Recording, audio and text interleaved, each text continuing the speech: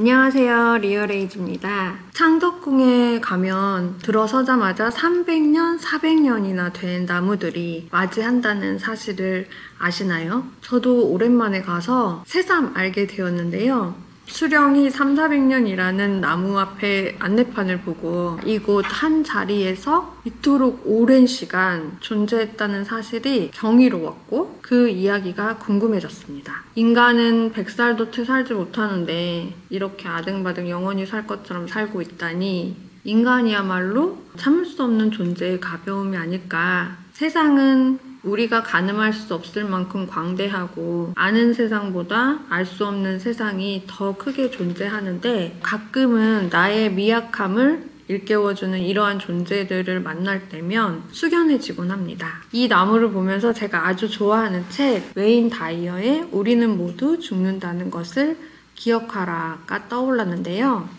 오늘은 이 창덕궁의 고목이 얼마나 많은 사람들의 죽음과 사연을 지켜보며 세월을 보내고 있는지, 또 제목부터 의미심장한 이 책 우리는 모두 죽는다는 것을 기억하라를 소개해볼까 합니다. 창덕궁은 경복궁의 동쪽에 있는 궁궐로 조선시대 동궐이라고 불렸는데요. 1405년 태종 5년에 경복궁에 이어 두 번째로 세워진 조선의 궁궐입니다. 오히려 정궁인 경복궁보다 임금이 더 많은 시간을 보낸 곳으로 정사 업무를 보고 외국 사신을 맞이하거나 나라의 주요 행사를 치르는 곳이었습니다. 창덕궁은 비교적 원형이 잘 보존되어 있는 고궁으로 1997년 유네스코 세계문화유산으로 지정되기도 했는데요. 특히 예전에는 비밀의 정원이라는 뜻의 비원이라 불렸던 창덕궁 후원은 13만 5,200여 평에 이르는 거대한 규모의 왕실 후원으로 임금이 사랑했던 아름다움과 신비로움이 깃든 정원으로 유명합니다. 창덕궁에는 천연기념물로 지정된 나무가 무려 11그루가 있습니다. 저도 이번에 알게 되었는데요. 향나무 1주, 회화나무 8주, 뽕나무 1주, 다래나무 1주가 있다고 하네요. 그 중에 정문인 도나문을 중심으로 회화나무 군을 볼 수가 있습니다. 도나문에 들어서면 왼쪽에 삼정승, 영의정, 자의정, 오의정을 상징하는 회화나무 3그루가 먼저 보이는데요. 조정 관료들의 직무 관청이 있는 외조의 공간에 해당되는 곳입니다. 창덕궁을 다 돌아보고 나오는 금호문 가까이에도 회화나무 1그루가 있습니다. 그러니까 도나문을 중심으로 보면 왼쪽에 4그루, 오른쪽에 4그루가 있는 셈입니다. 회화나무는 옛날부터 마을 근처에 흔히 심어오던 낙엽이 지는 화렵수로서 궁궐 입구 주변에 이렇게 회화나무를 심은 이유는 회화나무는 가지가 제멋대로 뻗는 특징이 있는데 이를 옛날 사람들은 학자의 기계 같다 하여 학자수라고 불렀다고 합니다. 기록을 보면 중국의 궁궐 건축 기준이 되는 주례에 따라 여러 관료와 귀족들을 만나는 장소로서 이중 삼공의 자리에는 회화나무를 심어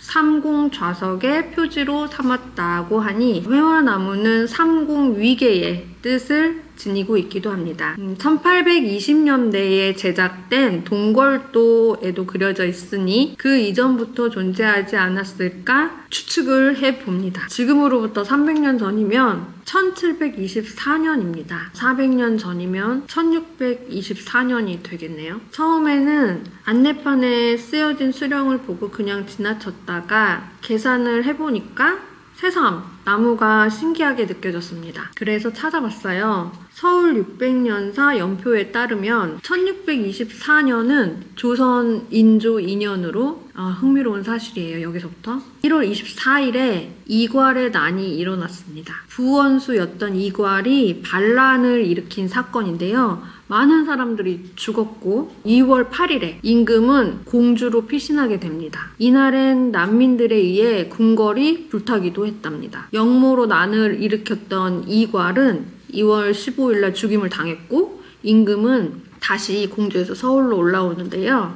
반군에 의해 살해된 도성민이 80여 명에 이른다고 기록되어 있습니다. 흥미롭죠? 300년 전인 1724년으로 가볼까요? 이때는 조선 경종 4년 2월 11일 청해 사신이 한성에 왔었고 3월 17일에도 왔었나 봅니다. 사신을 맞이하는 곳이 창덕궁이었으니까 도남문을 지났을 수도 있었겠네요. 8월 25일에는 국상이 있었습니다. 경종, 임금이 창경궁에서 승하했다는 기록이 있네요. 왕이 돌아가시면 6일 안에 다음 왕을 정해야 하는데 딱 5일 후 8월 30일 왕세제가 면류관과 골룡포를 갖추어 입고 인정문에 나아가 즉위했다고 합니다. 이때 임금이 영조입니다. 영조는 이후 52년 동안 임금의 자리를 지키게 됩니다. 창덕궁의 중심 건물인 인정전이 왕의 즉위식이나 결혼식, 세자, 책봉식, 문무백관의 할애식 등이 거행되었다고 하는데 사극에서 보는 것처럼 왕의 즉위식은 인정전이 아니라 인정전으로 들어가는 입구인 인정문에서 행해졌다고 합니다. 선왕의 장례 중에 치르게 되므로 인정문에서 즉위식을 치르고 인정전을 향해 들어감으로써 왕이 되었음을 선포하게 되는 것입니다. 300년 전과 400년 전 어떤 일이 있었는지 두 해를 찾아보고 살펴보았는데 역사적으로 아주 큰 일이 있었던 해라서 깜짝 놀랐습니다. 나무의 나이를 따라가다 보니 역사적 사실을 새롭게 알게 되었네요. 나무들이 그 즈음에 심어졌다고 하면 400년 전 궁궐이 불탄 이유였을까요? 1624년 2월 8일 난민들에 의해 궁궐이 불탔다는 기록이 있는데 경복궁인지 창덕궁인지 정확한 장소는 찾을 수가 없었습니다. 저는 이번에 새롭게 알게 된 사실이 있는데요. 경복궁이 전궁으로서 굉장히 오래된 궁궐이라고 생각을 했었어요. 근데 창덕궁은 예전에 비원이라고 불렸던 게 기억이 나서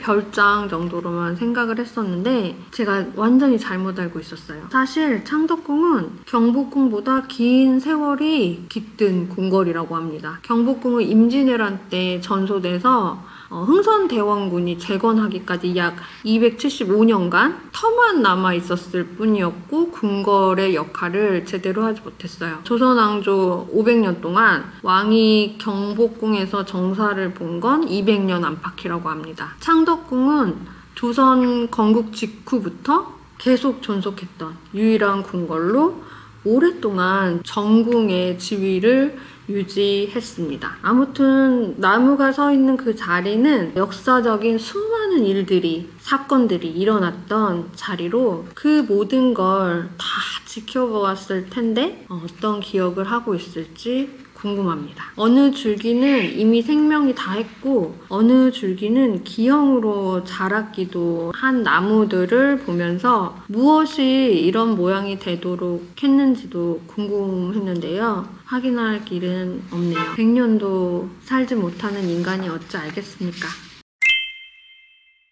이 책 우리는 모두 죽는다는 것을 기억하라가 떠오른 이유가 있습니다. 바로 죽음에 대한 생각 때문인데요. 책을 읽으면서 내내 마음이 움직였던 생각은 사람은 누구나 죽고 나도 결국 죽을 텐데 그래서 삶이 더 아름답구나, 어제 죽은 사람은 오늘 이 날을 보지 못했구나 하는 것이었습니다. 400년 된 나무를 보면서 오늘 너와 같은 고귀한 존재를 만날 수 있어서 삶이 아름다운 거구나 라는 생각이 문득 들었습니다. 우리는 죽음을 인식하지 못하고 마치 영원히 살 것처럼 살고 있지는 않나, 책에서는 계속 이 질문을 하게 만드는데요. 저자 웨인 다이어는 세계적으로 1억 부 이상이 팔린 행복한 이기주의자로 유명한 작가입니다. 동기부여 전문가, 심리학자, 영성가로도 알려져 있습니다. 이 책은 저자 생애 마지막 작품이라고 하는데요. 그래서인지 그가 삶에서 만난 수많은 질문들의 답을 찾았던 그 여정에 정수가 담긴 듯하고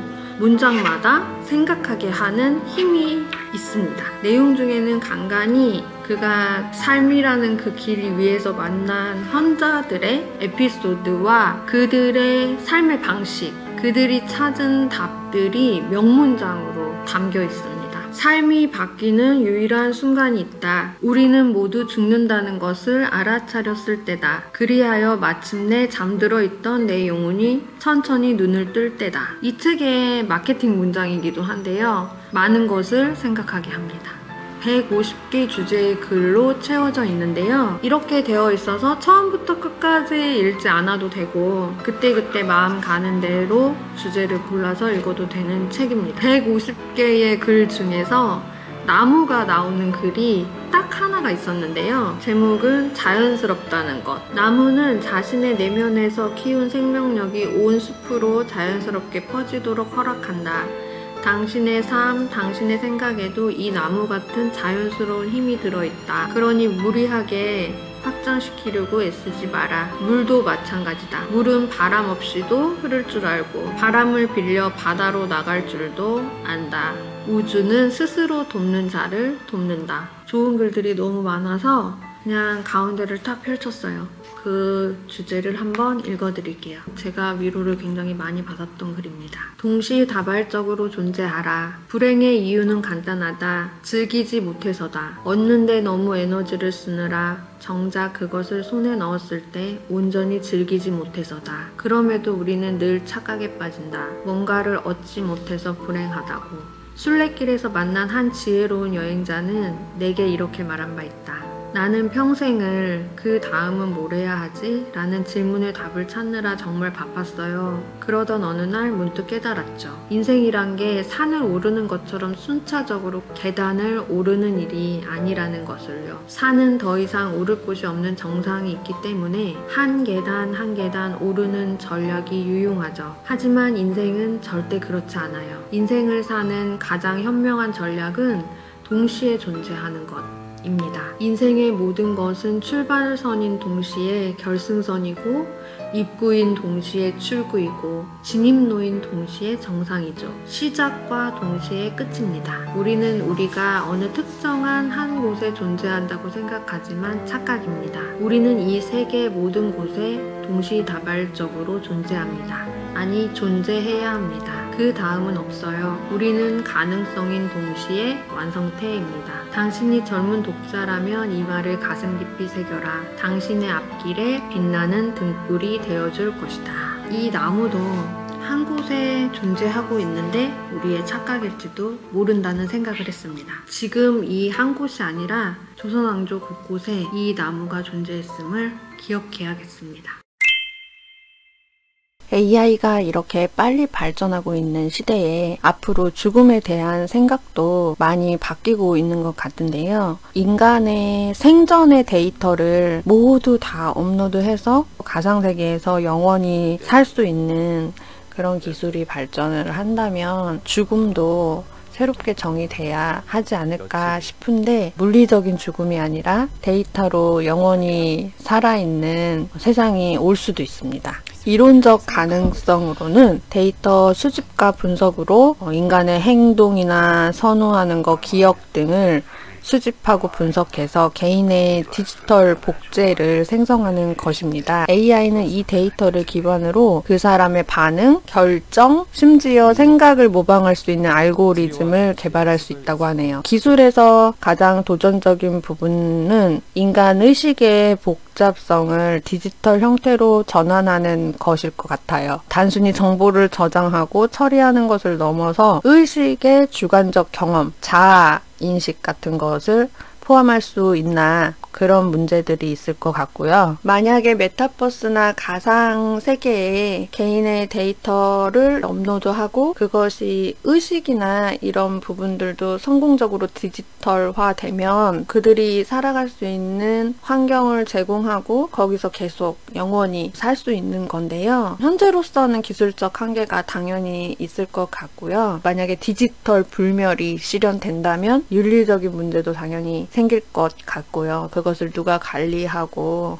누구에게 사용할 수 있는 권리가 있는지 그런 문제들도 발생할 것 같습니다. 인간관계나 사회구조, 법적 시스템에 어떤 영향을 미칠지는 아직은 알 수 없겠네요.